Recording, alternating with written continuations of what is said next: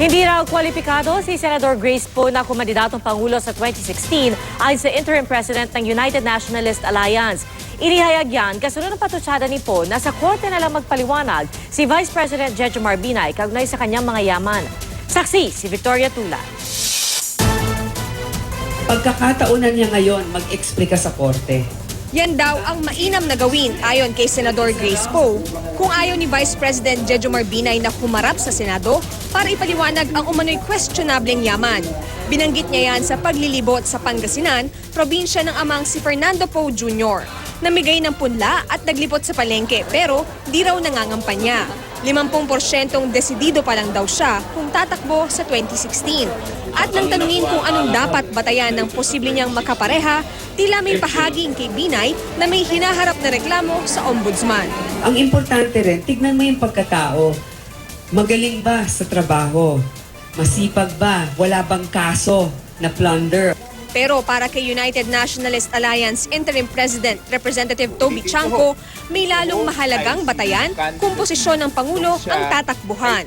Isa kasi sa mga requirement para maging Pangulo, ayon sa konstitusyon, ay ang pagiging residente ng Pilipinas ng hindi bababa sa 10 taon bago mag-eleksyon. Pero sa Certificate of Candidacy ni Poe para sa 2013 senatorial elections na ipinakita ni Chanco, tinanong kung gaano na siya katagal sa Pilipinas bago mag-eleksyon. Ang sagot niya, 6 na taon at 6 na buwan. 6 years and 6 months. Dagdagan natin ng 3 taon is 9 years and 6 months. Si Vice President is very polite.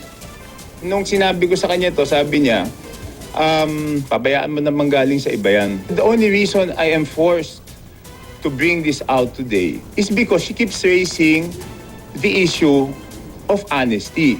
Hindi malinaw kung ang inilagay ni Poe ay tagal niya sa Pilipinas pagsapit ng May 2013 o tagal niya sa Pilipinas nang ihain ang COC na may petsang September 2012 na kung tutuusin ay pasok din sa panahon bago ang eleksyon 2013. Bukas pa raw sasagot si Poe sa issue. Pero ngayon pa lang, nagbanta na si Chanco na kukwestiyonin ang kandidatura ni Poe kung maghain siya ng COC bilang Pangulo sa Oktubre.